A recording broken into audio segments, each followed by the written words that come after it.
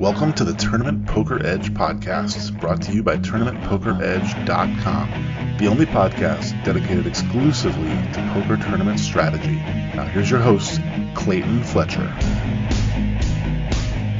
Hello once again, everybody, and welcome to the Tournament Poker Edge podcast. I'm your host, Clayton Fletcher, back in New York City after a quick trip to Atlantic City for the first time in 2 years earlier this week, so that was fun.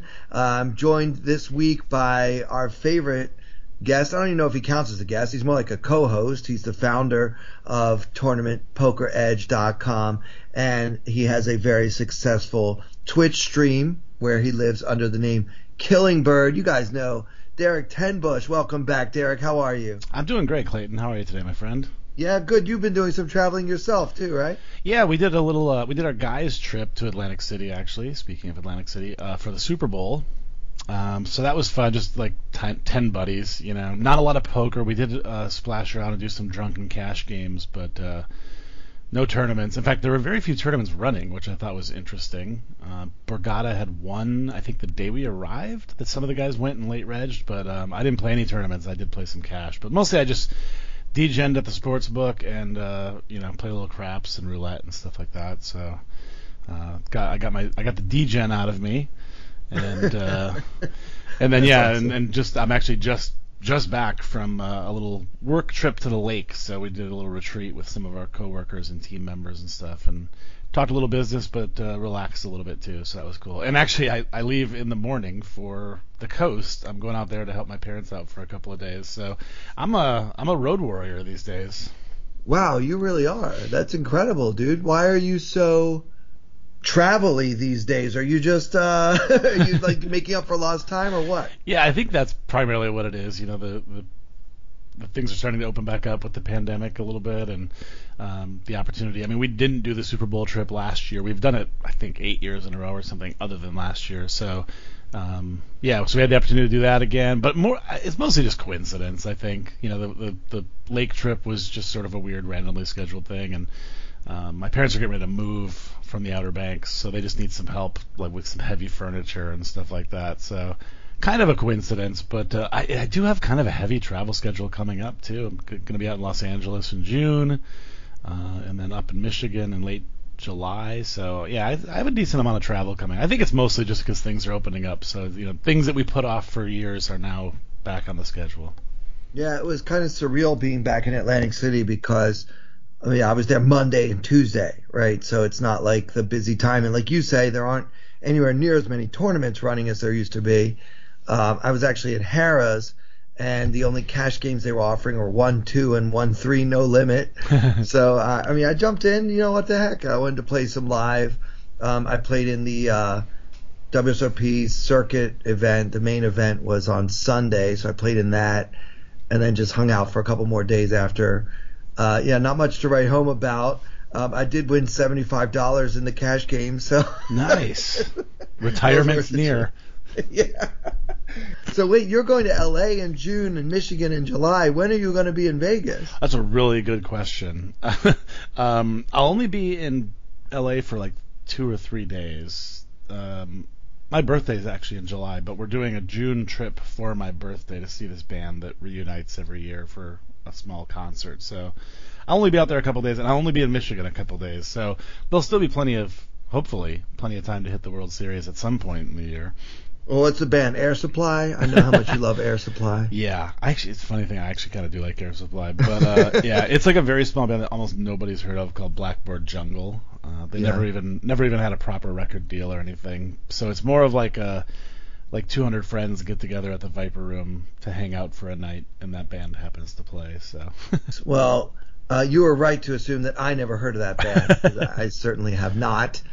I've been looking at the WSOP schedule. Those who listened to last week's episode, you know that I touched on a few of the highlights, but obviously Derek and I and so many other poker players kind of wait with bated breath to see what the WSOP is going to do, and then usually the other casinos around town will follow suit with their schedules once they see what they're up against, because obviously the main reason people go to Vegas in the summer is for these bracelet events.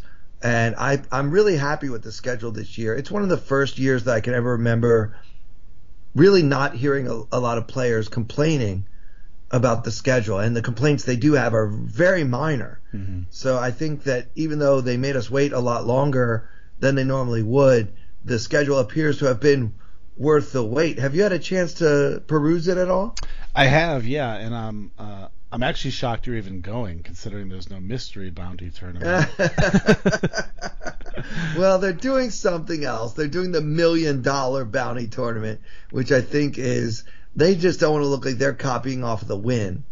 Yeah, maybe that's what it the is. Win basically stole the idea for the mystery bounty, and now that's their thing. So, but there is a tournament as part of this year's World Series of Poker called the $1 million bounty, and in this tournament, the bounties are going to be awarded on day 2, very similar to what they've been doing at the Win. I think now the Win is on its 5th or 6th version of the mystery bounty, and someone is going to basically get a scratch-off ticket for busting somebody on day 2 that will have a $1 million prize attached, and I just think that is so exciting. That's going to be in July. That's event number 68.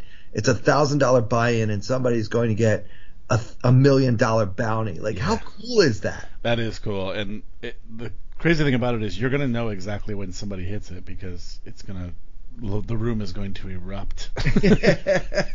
Yeah. Now, I think originally they wanted to do all the bounties on day 1, or starting from the beginning of the tournament. So whether it be day 1, 2, or day 3, you would be able to get a bounty immediately upon busting someone. And I remember that a lot of us had questions about, well, how are they going to do this logistically? Are you going to get a chance to like reach your hand into a like a lottery bin or something? Like, what's going to happen? And it wasn't clear. And then, of course, the pandemic eradicated the whole thing, so nothing happened. But then I think what's happened is that the WSOP sees how smoothly things run at the Win, and they've just decided to, why don't we just do that format? And that makes it more exciting to make it to day 2 of that tournament, because there you will only get a shot at that big bounty prize if you manage to make it to day 2. Yeah, and it's a super cool tournament. And I when I play online, I tend to default to playing bounties or PKOs or some version like that. So it's certainly an event I will hopefully get to play. It does not fall during the dates that I'll be traveling, so that's a likely time period that I will target to be out in Vegas is around that tournament. Yeah, that's cool. So that's the first weekend in July, July 2nd.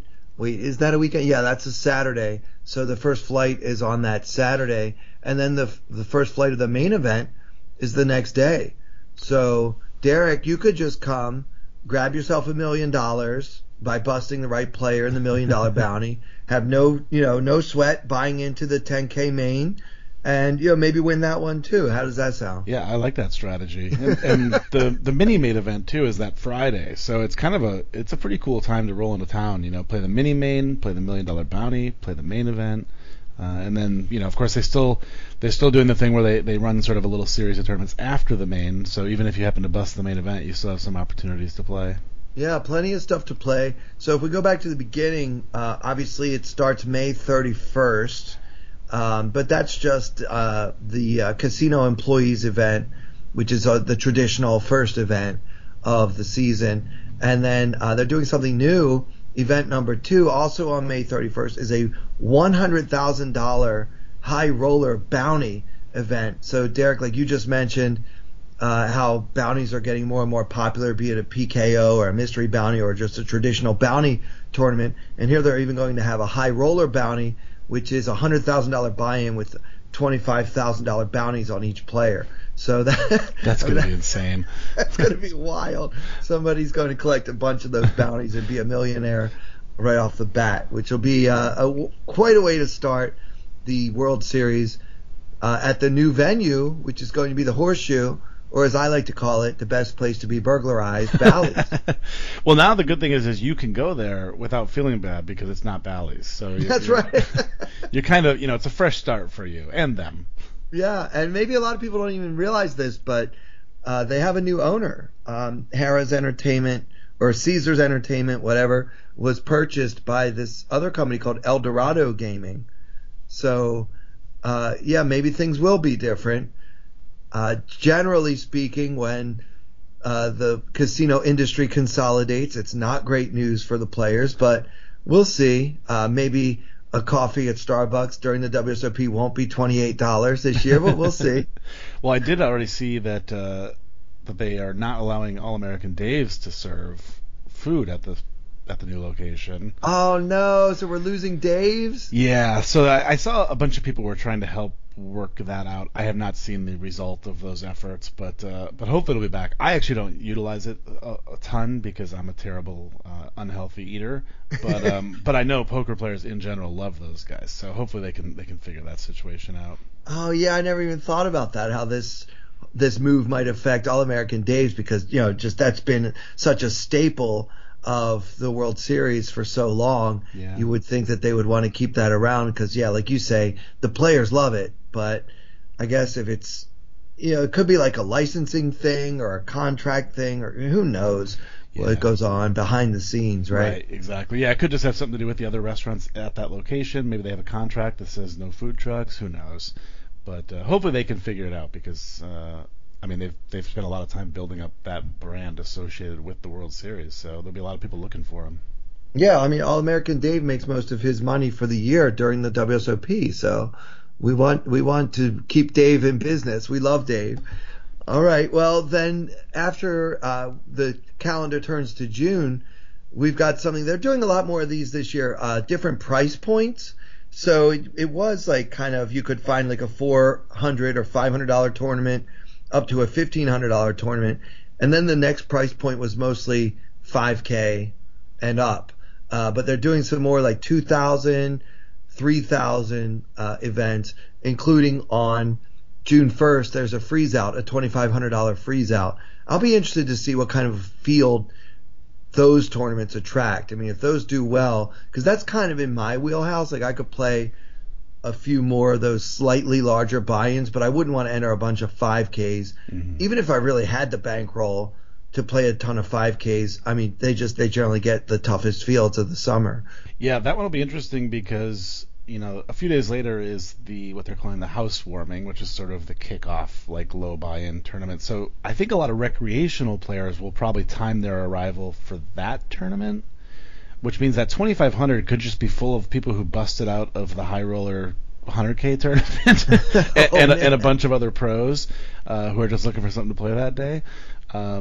So it could be a tough field, but you never know. You might also get people who come in a couple days early to kind of to splash around, and maybe they do play that one. Yeah, that's an interesting theory. It does seem like because the housewarming is basically that weekend. Well, technically it begins on Thursday. But yeah, the housewarming is a $500 buy-in with a $5 million guarantee, which I would predict they're going to blow out of the water. Mm-hmm. I think they're going to get, 20,000 players for that? Yeah, it's going to be chaos. Although I did hear positive reports last time. There was, I think, some issues early on because of the whole, you had to present your Vax card and stuff, and I think that slowed a lot of things down. So maybe it runs smoother. They've had several years of doing these big multi-flight events, so maybe they've got it worked out. But I hope so. And this year there are no vaccine requirements, no mask requirements, unless something changes, which of course it could. Mm-hmm. But with the way things are going right now, with the current government guidance, it doesn't appear that we're going to be having to show our CDC proof of vaccination or wear a mask even when you're just traveling from one table to the other. That's all going to be just a distant memory of last fall, thankfully. Yeah. Yeah, one thing that's interesting is, so, like I said, I would project that housewarming tournament brings out the most recreational players you'll see all summer probably. And the downside is there's not really a ton of other things that those people are likely to jump into, because you have like a 7-card stud tournament, you have a dealer's choice tournament, you have a 50K high roller. There is a $600 deep stack in the mix, but it'd be nice if there was like a 1,500 or a 2K like no limit hold'em, like right towards the very last day one of that tournament. that those people could then like parlay into. You know what I mean? Yeah. Well, many of them will probably end up just playing in the daily deep stacks, which are such a big moneymaker for the WSOP because the rake is so high. Yeah. And they get so many players and re-entries. So they'll definitely have those running again. I mean, I always hear players say, well, it's really good value, but it's good value because in their mind it's cheap, so it's good value. Yeah, it's cheap, and you can win a big prize for a cheap buy-in. But it's not a good value in the sense that 28% of the prize pool or something is going straight to the house. So yeah, that's not good. I really enjoy playing the daily deep stacks, but not because of the value. Certainly not because of the rake. It's more of it's a fun time. You can have a few drinks while you're playing. It's a little less stressful because it's not as big of a buy-in. Yeah. So I enjoy them. It's a good entertainment value. I don't know if it's a good economic value. Well, I know very it's not well a good said. Very value. well said. So here's my strategy for you. If you're a relative low roller, you want to come to Vegas with like $5,000 or less, and you want to play tournaments, you can do one, fire a bullet into that $500 housewarming we mentioned. If you bust out on Monday, June 6th, you can play event number 11, which is a no limit hold'em deep stack, which is for $600.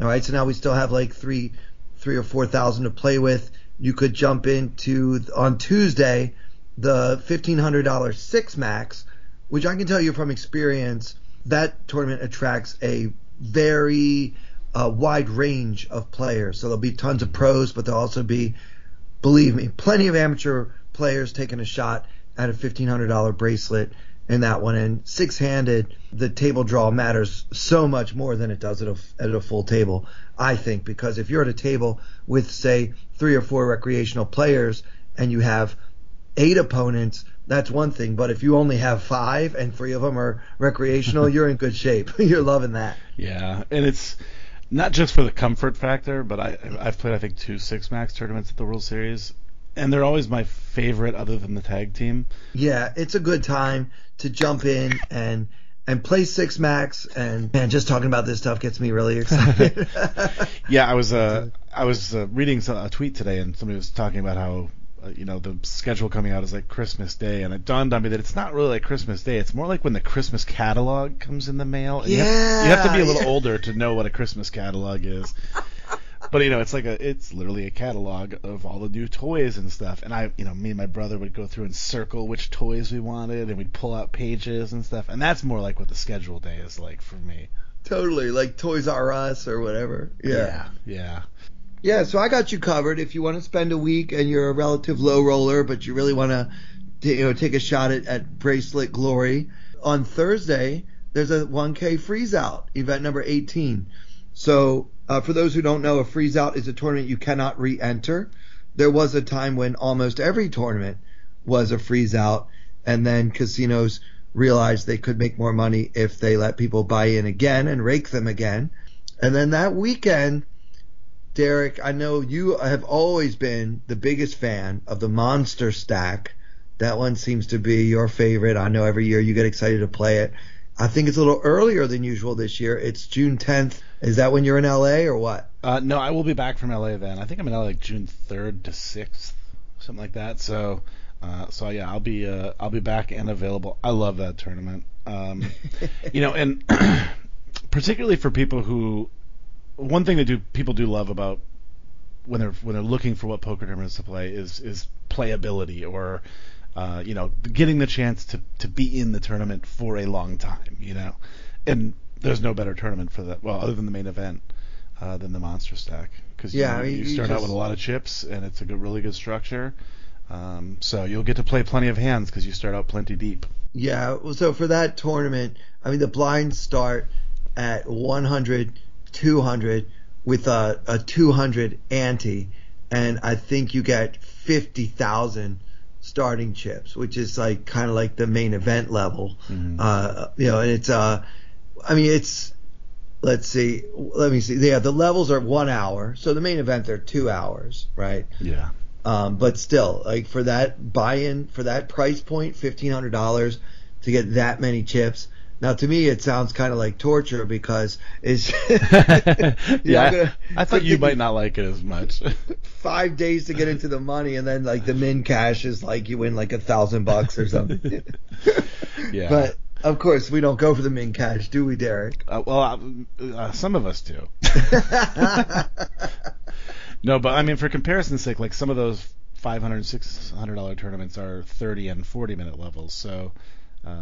You're starting with more chips and double the level length, so you're definitely getting some playability. So if it's a thing where you're like, I want to go, but I don't want to be out in an hour, it's a pretty good tournament to play. Yeah, there's a decent chance you'll survive at least an hour with 50,000 chips when the big blind is 200. Yeah. So yeah, and then that weekend on Sunday is they're bringing back the flip and go. Now, I took a couple of shots at the flip and go last year. It's kind of madness. You get 3 cards, you have to throw one away, and then they deal the flop, and you hope that you hit your 2 cards because only one player from each table advances, but that player is automatically in the money. It's $1,000 buy-in, and this is a format that was made popular by GG Poker, so they are sponsoring or presenting this tournament once again this year. Did you get a chance to fire this one last year? I didn't. It's not really up my alley. I mean, like I said, I have a little bit of a degen in me, but I think if I was going to do this, I'd rather just go like try to run up something at blackjack or something like that. Especially with the idea of throwing one card away, because the pain would be that I'd throw away the deuce or whatever, and the flop would come deuce deuce 7, and I'd be like, cool. I hate poker even more now. Yeah, I wish they would just give you 2 cards. Eliminate skill completely. Yeah, I don't want to have to think about it. And I'm sure there is some GTO like decision making about which cards you get rid of, but I don't know what it is. So so my cards in the first one that I played last year, my cards were 5-5 tray. So I just threw away the tray and I was like, come on, 5, and it didn't happen. Yeah, and then the next one was just 3 random cards that had no relation to each other whatsoever, and I was like, oh, I'm not going to win this one. But it does seem like it'd be fun. I would do it if they ran like even half the buy. Even if it was like a 500, I might take a few punts at it. But man, when I got back in line to re-enter, there was a guy in front of me. I don't know if he was being serious or not, but he said he was on his 27th bullet in the flip and go last year. So this guy was not going to give up. I mean, the value is. The appeal of it, I guess, is that if you do manage to get lucky at that opening stage, then you're going to be in the money against a field of players who did nothing to get into the money. Yeah. So whereas normally once you get into the money in a bracelet event, most of the players left have an idea what they're doing. But in this tournament, there's a decent chance that one or more of your opponents will have no clue what he's doing. That's a good point. I never really thought about that aspect of the EV. You might even have just gamblers from down the hall who don't even really play poker. They were just like, oh, I heard there's this thing where I can just wager $1,000 at a time. I'm in. Yeah. You get a cash in the World Series of Poker on my record, Yeah, some people that appeals to them a lot. So we'll see. That's a distinct possibility. I might, but I'll definitely give myself a cap. Like I won't buy into that more than I would say 3 times at the most. Like I don't want to be sitting here in the middle of June. We still got a whole month to go, and I've spent $40,000 trying to win the flip and go. and now you got to finish like top 3 to get your money back. Yeah, I'm not gonna go down that road. But yeah, I might give it a shot again because it would be kind of exciting. The getting into the money with a bunch of people who just got into the money because they were lucky, as opposed to the skill. So I could see why a lot of pros want to play that event, and of course we all see why the amateurs want to play that event. Yep. Looking ahead to the week afterwards, the shootout event number 27. It's a $1,500 shootout. As we talked about last year, I love the shootout format. It rewards people that go for it, and it rewards trying to win first place and doesn't do anything for third place or second place. That's fun for me. Like you have to win your table. Yeah. Again, kind of not really in my wheelhouse. However, I think for people who maybe came up or currently grind a lot of sit and goes, it's probably a pretty good tournament to jump into. Sit and goes are how I got into poker, but I have not grinded them in the better part of a decade. So I just don't have quite the skill set for it. But still a really fun tournament.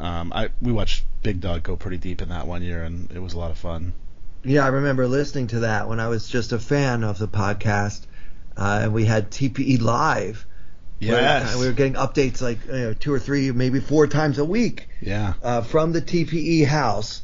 So, of course, those days are all over now, and everybody's got families and being more responsible. But yeah, I definitely remember those days very fondly.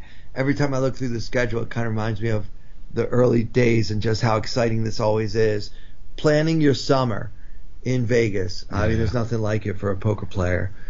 Yeah, next up is a 50K PLO high roller. That should be a fun one to watch. I'm certainly not going to play it. And then some other mixed games, deuce to 7 low ball triple draw, a $1,500 freeze out, a 3K 6 max, event number 33. That's on June 15th. So yeah, like that's right in the middle. It's not a high buy-in, but it's certainly more than the lowest buy-ins. It's right in that midpoint of 3,000. I'll be interested to see how much tougher that 6 max is than the 1,500. Is it going to be twice as hard, you think?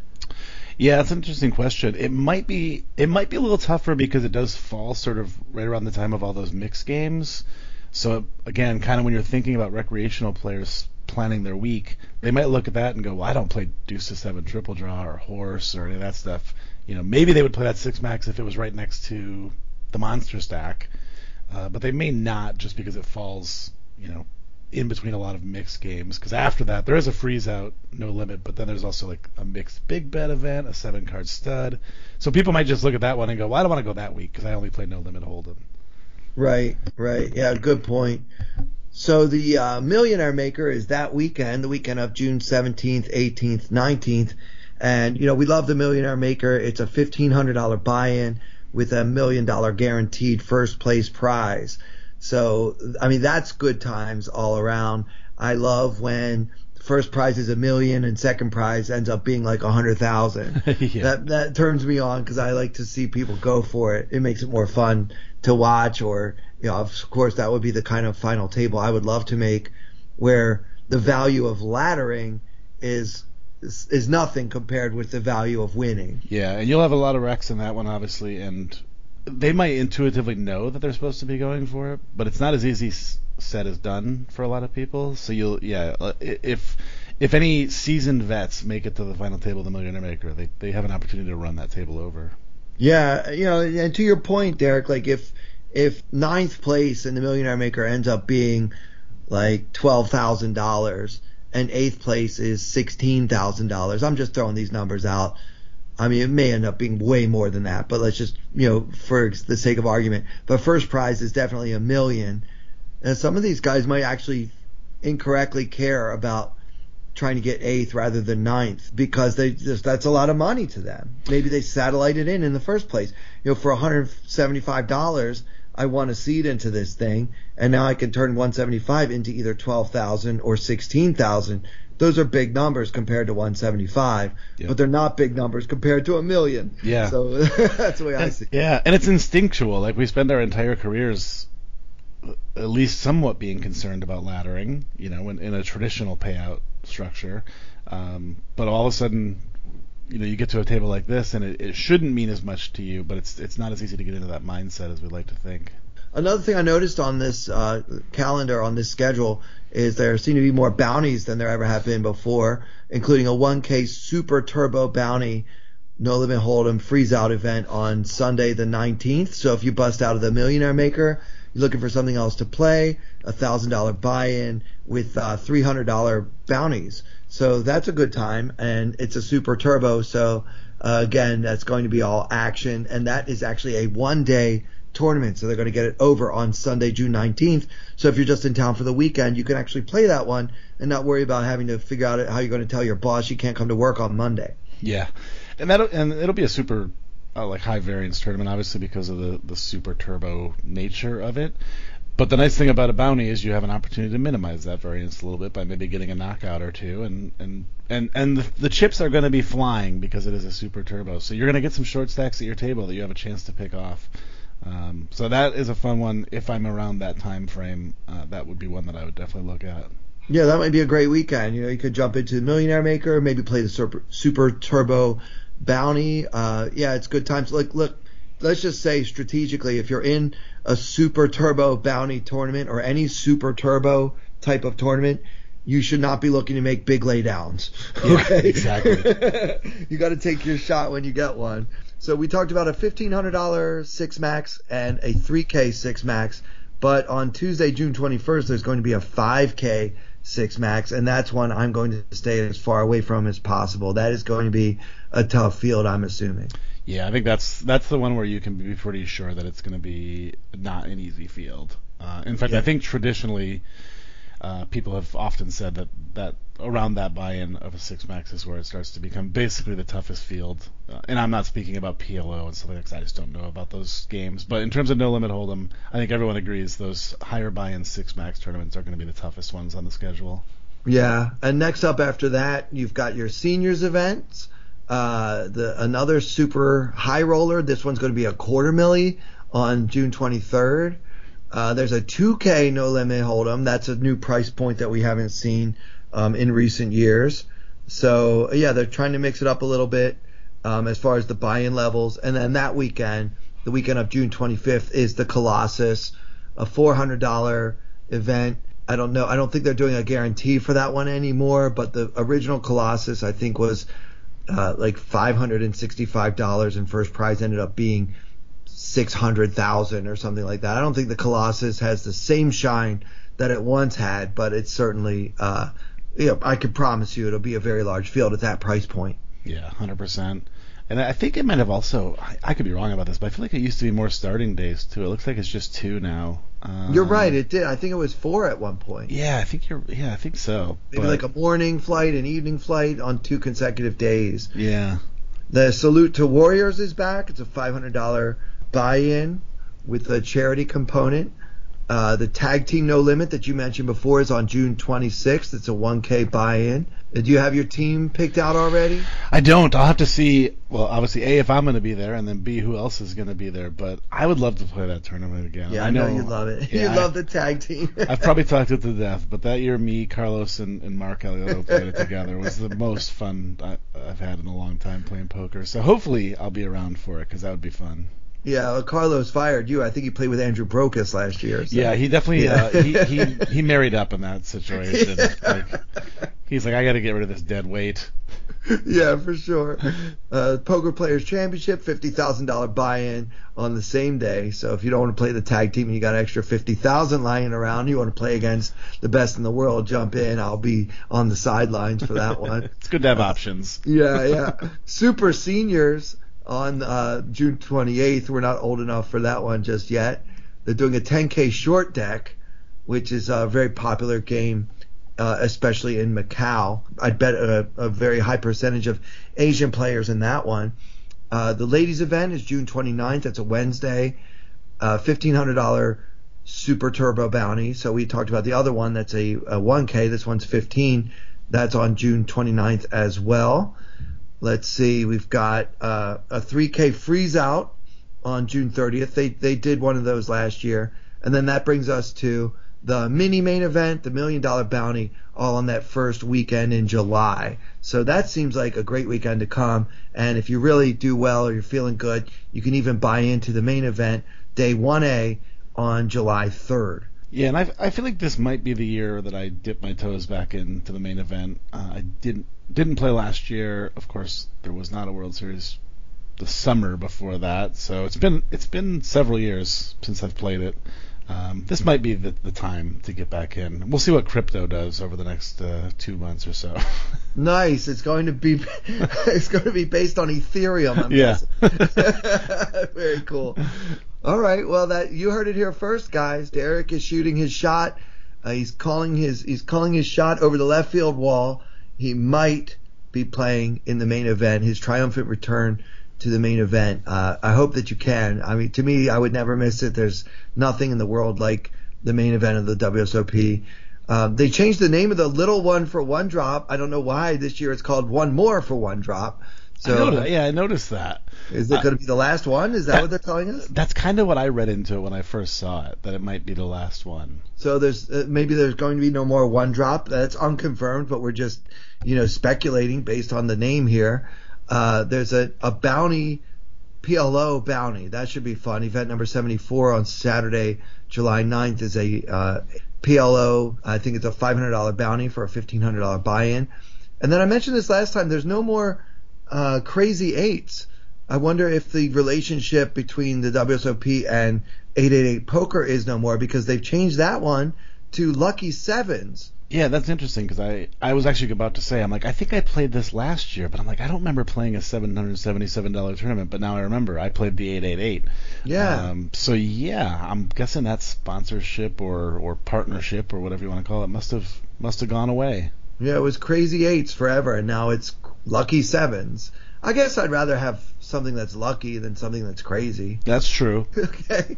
So on July 10th, they're bringing back the Hall of Fame bounty, where they get a free roll. If you're in the Poker Hall of Fame, you get a free roll into this one. And then your bounty is the same dollar amount as the year you were inducted. Well, I'm hoping to be in there. I'll see if I get nominated sometime between now and July. I see no reason why you shouldn't be. Yeah. There's a mixed event, No Limit Hold'em and PLO, the two most popular games. There's a mixed event on Monday, July 11th. It's a good time because a lot of times it attracts more PLO guys that don't really play No Limit that well, or vice versa. And I think that I'm pretty good at both, but not great at either. So I can usually do okay in that event, as long as the cards cooperate, of course. Let's see, what else do we want to highlight here? They're doing another one of those. This one's a smaller price point on the 13th of July. No Limit Hold'em PLO Deep Stack 8-handed $600 buy-in. That again is July 13th, a Wednesday. A 5K freeze out that I won't come anywhere near. And then they're doing the closer again, which is always a pretty big field. People that stick around after they bust out of the main event.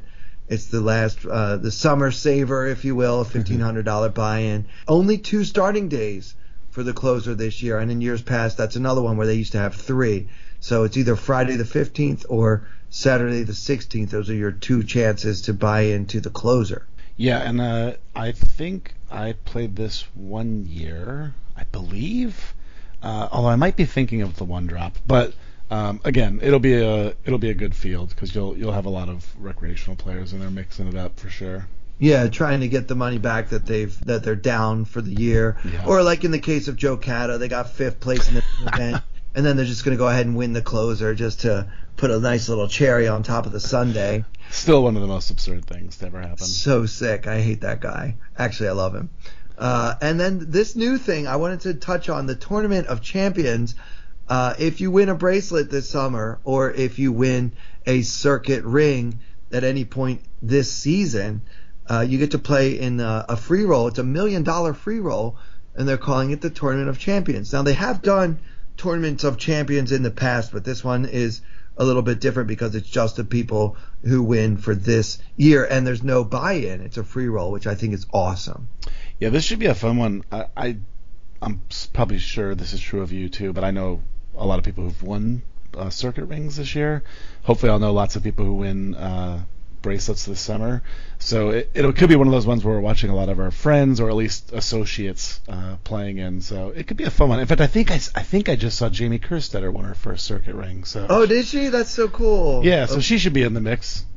That's awesome. Did she win one of the online events that I was playing over the weekend? I think it was an online event, and I think it might have actually been this past weekend. I'd have to go back and look to be sure. That's amazing. Well, congrats to Jamie. She's a good friend. We love Jamie Kerstetter. I met Jamie at the Borgata many, many years ago, way before she was the big celebrity that she is now.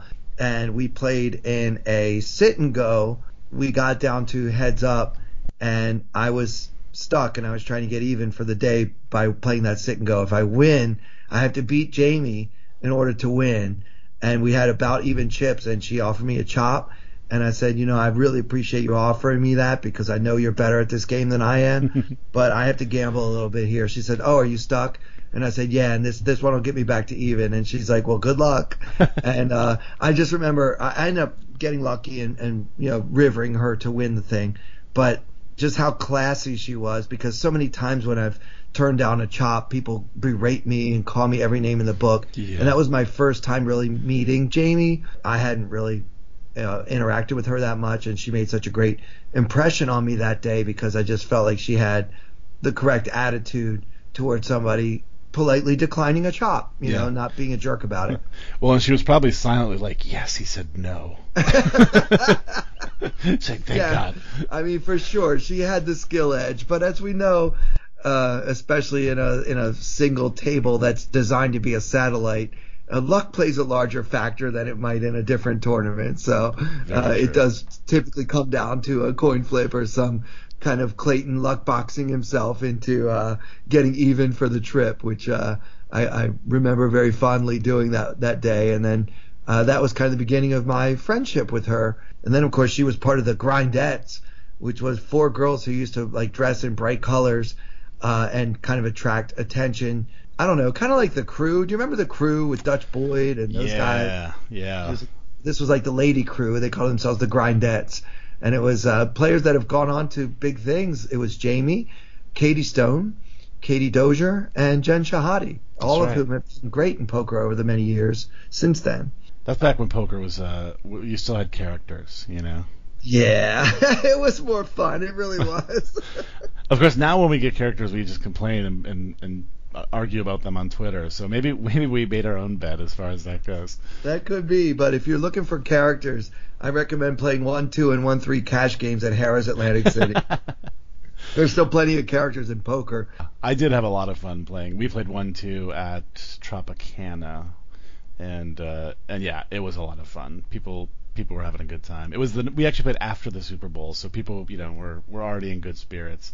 I miss live cash, which is weird because I don't enjoy cash online at all. But something about live cash, especially playing with locals and stuff. Yeah, it feels more social. It's a good time. You just feel like you can relax and have a good time with some fun-loving people, especially if you're not playing over your head stakes-wise. It can really just be almost like a little vacation from the pressure of tournaments. Yep, agreed.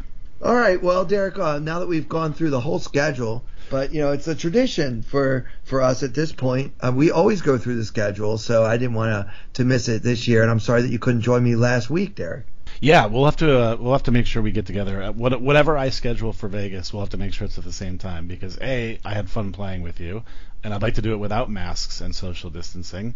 But also, we have to record another fun episode from my high roller suite at Bally or Horseshoe. Yeah, absolutely. Well, should we run through a hand real quick? I know it's getting late. Yeah, let's do it. All right. So what do you got for us? All right. So for once, I know what tournament this is. Quite specifically. I've been doing a lot of late streams lately just because of the way my schedule has been, and me and a lot of the people who hang out in my Twitch stream, we've been playing this tournament, which is called the Mini Degen PKO on ACR. It starts pretty late, like 10 p.m. I believe, and it's just a $10 buy-in.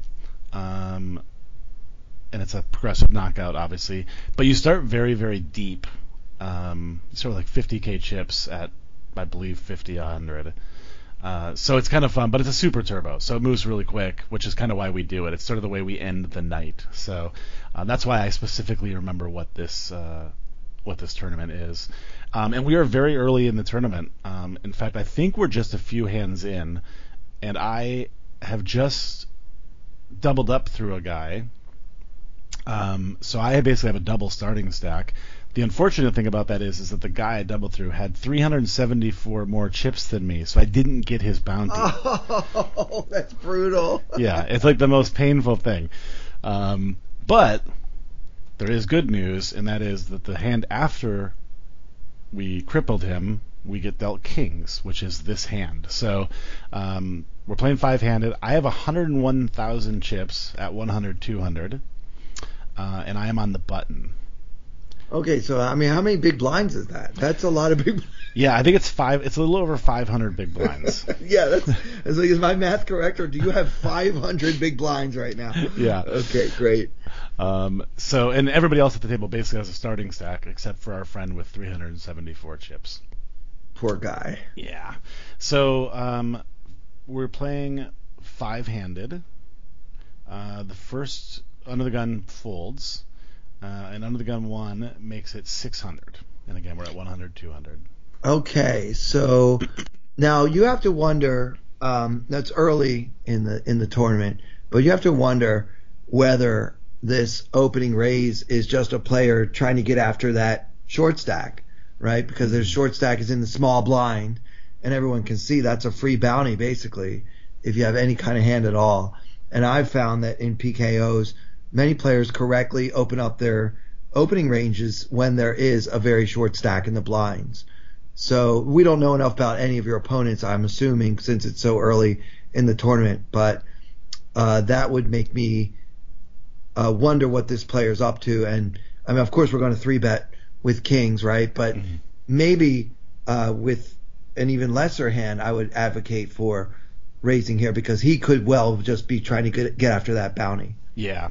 And I think because it's literally the next hand, and this is a re-entry, and it is only a $10 tournament, a lot of times you'll just see somebody who's crippled like this, just it doesn't matter what they have. They're just going to get their chips in so they can re-enter even if they bust. So, you can have pretty much anything, and if it's folded to you, you're probably opening here expecting to get it in with whatever, and you're getting good equity because there's a bounty. So for sure. So he makes it 600. What are we going to do? We're going to re-raise.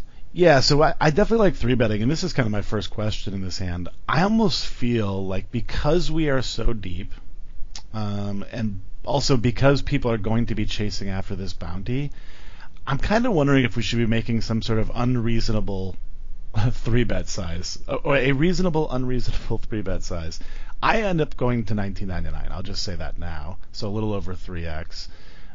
But I'm kind of almost wondering if this deep, if we should just go like 5x or something. Yeah, I mean, you could put in 3,000 or even 5,000. Yeah, like 9x, right? That's kind of how I'm feeling. Part of this is just because of the nature of the tournament. Again, low buy-in, re-entry.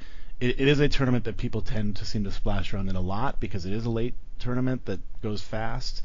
So I think this might be my first mistake, if we think it's a mistake. I kind of like your idea. Like, just make it like 4K or 4,500 or something. I'm pretty sure the small blind is still going to put his chips in. So even if the other guys fold, it's not a huge loss because we're pretty good chance we're going to win this dude's bounty. But yeah, I don't love my sizing. Like, I guess I should ask you, do you actually dislike my sizing, or do you just think I could go bigger? I don't dislike your sizing at all. You absolutely can make it 3 times the original raise, which is what you've done here, a little more. I don't hate it at all. I mean, I think your play is very standard, but that there is an argument to be made for raising much bigger, like to 4,000 or more even. There's also another argument to be made for just calling. I mean, you could slow play the kings here and hope that somebody else wants to get after the dead money. Now, how many players are at the table, and how many players will have a chance to do that? Yeah, because we only have 5, which I'm not sure if that's because because the tournament's so new that they haven't, they're still filling tables essentially. Oh, so there's only 5 players at the table. Oh, yeah. Okay, so we're not going to call. Yeah, no, I don't mind your play at all, but I think that the much bigger raise has its merits as well, and we're definitely not going to cry if the original raiser just gets out of the way and leaves us all alone with pocket kings against the short stack crippled player that's basically going to be all in regardless. Like, half of the money to be made in a PKO is from the bounties. No, you want that bounty. So yeah. I don't mind going bigger either. All right.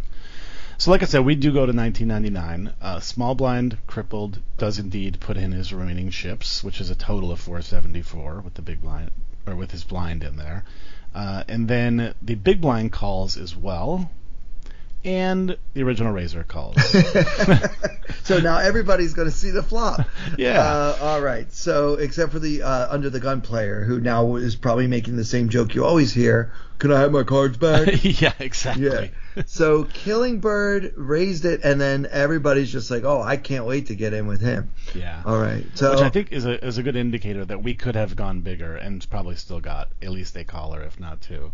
Yeah, in retrospect, it is. And it's also a good indicator about why this tournament is called the Degen. I'm starting to understand. Yeah, this is a fun one. All right, cool. So we get the 4, 5, 6, 2 club flop. Just for the listeners' knowledge, we do have the king of clubs, which I think could play a role here. But but not necessarily. I mean, I don't dislike my hand now, but 4 or 5 6 is not exactly what I was hoping for when I got 2 callers.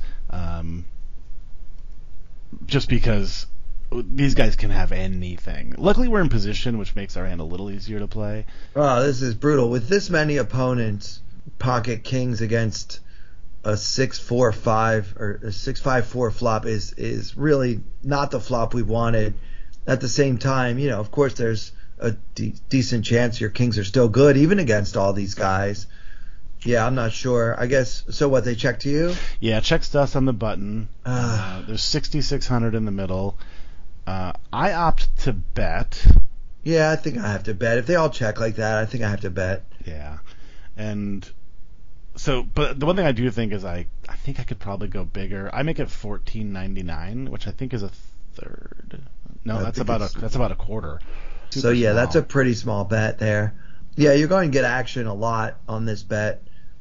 Yeah, I think part of the problem is that we don't even really fold out like ace jack with the ace of clubs or something like that, or ace 10, or I mean there might even be like face cards that don't fold for this bet because of the bounty. The bounty, is obviously playing a role in everybody's thinking here.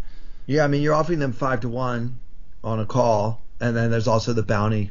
So yeah, if they have any chance of getting there, like even if I had a hand like, I don't know, maybe just like a dry 8, like ace 8, I'd probably call. Right. Because like maybe I can hit a 7 and get there. Yep. And I think the other challenge with this sizing, which we're about to find out, so we make it $14.99.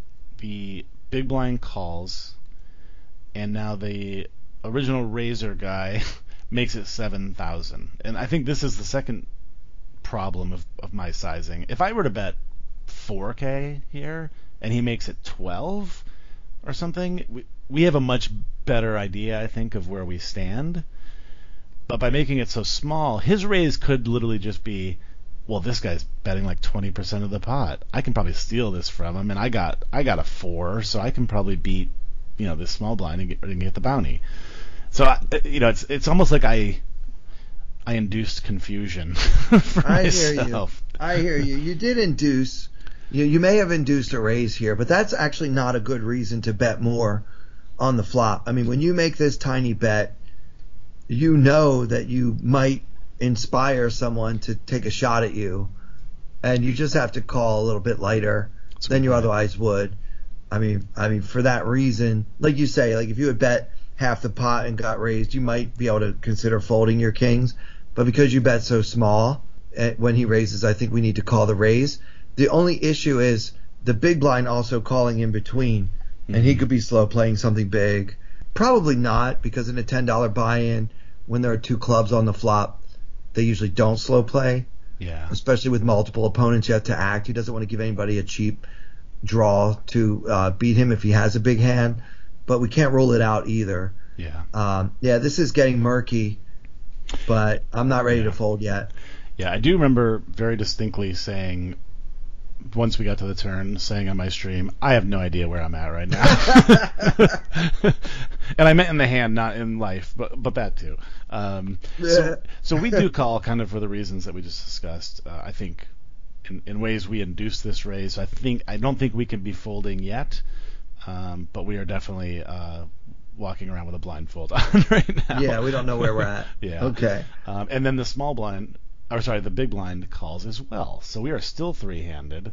Now this pot's getting real weird. There's now 27.7K in the middle. And the turn comes a deuce of hearts. So now it's deuce 4, 5, 6, 2 clubs, 2 hearts. And this couldn't be getting much worse at this point. Yeah. Okay, so what's the action? So it checks to me. Oh, so the guy who check raised you on the flop checks now when the deuce hits the turn. That's very unusual. I mean, it's not a pretty card. Anybody with a tray has a straight, right? Mm-hmm. But yeah, what did he raise with on the flop? I guess he could have like a 6-5 or a set, and now is afraid that somehow one of his opponents has a straight. Mm-hmm. It's very odd though to me that he's checking now after check raising big on the flop. It actually makes me like my hand a little bit more. That said, I'm still not going to bet here. I'm happy to check this down. This pot is plenty big for one pair. Yeah. I kind of had the same thoughts as you. I actually kind of liked my hand a little bit more after it checked to me again here. Yeah. I started to think, okay, things like ace-8 of clubs or something, that he kind of went for the cheeky check raise on the flop just because we looked weak. And now that he didn't hit his flush or his straight, he's kind of slowing down a little bit. So I think we're still ahead of a ton of stuff. Yeah, especially after the big blind also called. He doesn't want to keep bluffing if he's bluffing. Mm-hmm. Yeah. Because now he has two opponents still. He was hoping to get rid of at least one of you guys with that raise, if he was bluffing. Which, by the way, listeners, I have not seen the results of this hand, so I don't really know I don't know where we're at any more than Derek did in real time.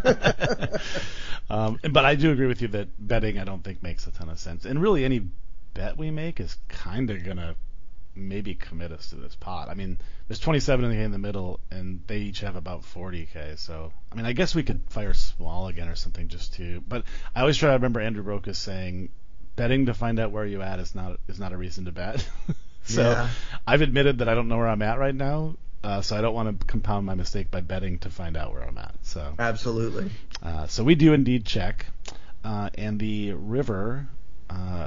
I won't call it the worst card of the deck, but it is the 10 of clubs. So it completes the flush draw, which is certainly something that I was concerned about after the action going the way it did. And I kind of expected one of these guys to bet because I was just assuming someone had something like that. Or like if I had a set now, I might bet for value here after I check the turn. But I guess they could be wondering about me having a flush too, so that might not really be true. Yeah, I mean, with this much action on the flop, people calling multiple bets and raises on the flop, it's just somebody should typically have a flush here, like a lot of the time. So it is odd that no one has bet yet. But again, I liked your check on the turn, and I would definitely check on this river. Like I said before, this pot is plenty big for my one pair of kings. I don't know exactly what's going on, and there is that bounty to collect if my hand is good. But the real question is, if I bet now, does it make sense to turn the kings into a bluff? I don't think I can get a better hand to fold. Yeah, that was kind of my concern. I did ponder just like over jamming here, because I kind of thought that if one of these guys did have a flush, they would bet here. So I thought about trying to essentially turn my kings into a bluff. But my fear was, and again, going back to the bounty again, because of the bounty, I don't know if I get a 3 to fold here. Man, I mean, you will sometimes and you won't sometimes, right? Yeah. So, and why should you risk it? Like right now you have the whole field covered before this hand starts because you doubled up so early. And like in a PKO format, having a big stack is worth so much. I mean, those of you who remember when I had my deep run in the Venom PKO, one reason why things went as well as they did was because I basically obtained a very large stack quite early in that tournament and never really gave it up until late in day 2 because I had that big stack. And it's just worth so much to have people covered in the PKO format, more so than in a typical tournament. So that's another good reason not to go for like some kind of long ball bluff here when one of these guys could just be slow playing the nuts and trying to get you to do something. Yeah. Yep. And I ended up coming to that conclusion. So when it checks us on the river, we do indeed check back, and we get shown the 7-6 of spades from the big blind for the flopped flush. I'm sorry, flopped straight. The 7-8 of spades? Oh, I'm sorry. 7-8 offsuit from the original opener. Okay. That's my bad. Sorry about that. Although the big blind did have 7-6, but that was not the winning hand. 7-8. Oh, okay. Offsuit. So 7-8. Yeah, he flopped the nuts. Wow. Yeah. A little bit surprised with his turn play, because if I'm him, I'm going, man, I hope one of these guys has a 3. I'm going to bomb it here. Yeah, I mean, I would say that I don't know if he's just trying to be super tricky and hope that you have a trade, because by the time it got to him, the big blind had already checked. There's only one more player left to act. It doesn't really make sense. I agree with you that he should absolutely be betting the turn. I'm sure the solver would bet a turn 100% of the time with the nuts here. Generally speaking, players at lower stakes tend to be a little too tricky. They think that they have to mix up their play so much and be deceptive. But usually when you have a very big hand, you want to make a very big bet. Yeah. Let's not overthink this, Right. Put some chips in and try to get action, especially any tray has a straight, any two clubs has a flush draw, any two hearts has a flush draw, right? There's tons of combo draws available. Derek could have a hand like he has and not be ready to fold just yet. So look, this doesn't really work for me. I think that's a huge mistake. And you see he lost a lot of value, but he raised with 8-7, flopped a miracle, check raised the flop and got so much action. Both of you guys called him. Still has the nuts on the turn and stops betting. It doesn't really make sense. Yeah. And I may have folded the turn. Yeah, you could sometimes, yeah. But I don't think the guy with 7-6 is, because he's got top pair and an open-ended flush or straight draw. I don't know why. Now that we know what he had, like he definitely lost value against at least one of his opponents. Yeah, like you might be able to fold your kings, especially if it's a sizable bet on the turn. You're like, look, you check raised me on the flop, and now you're not slowing down on this deuce of hearts. If you're bluffing, good for you. You get this one. Yeah. Especially because your mission right now is to like try to keep that big stack as big as you can, so that you can bust as many players and collect as many bounties, especially once the bounties start getting more significant going forward. As a PKO format, a bounty might be worth very little right now. It could be worth a good amount of dollars later on. So yeah, you do want to keep that big stack for when that's going on. So. Yep. So yeah, I thought it was an interesting hand. It's not often I bring a hand to the podcast where it checks through the turn and the river, but I thought it was interesting to discuss kind of some of the implications of that bounty and what it means to the action, at the table. So especially when you have a short stack all in situation where everybody's in the hand. Yeah, it's very unusual. I like this hand, and I think you played it well. Nice. Now tell people what's going on with the stream. Like, are you back on Twitch, or are you just still traveling like crazy? Yeah, I actually, for the first time in a long time, was not able to host my home game on Tuesday because I was traveling. But I will be pretty much back in the action. Like I said, I am leaving for the weekend, but I'll probably actually be streaming. Actually, I might stream tonight after we record, which people won't know that because this won't be out yet. But I'll pretty much be back on the Twitch streets here in the coming weeks. So I'm looking forward to seeing everybody in the Twitch streets. Yeah, sounds great. And what's happening with TPE these days? Yeah, so with with the WSOP upon us nearly, it's pretty cool that we have Carlos's WSOP bracelet win running.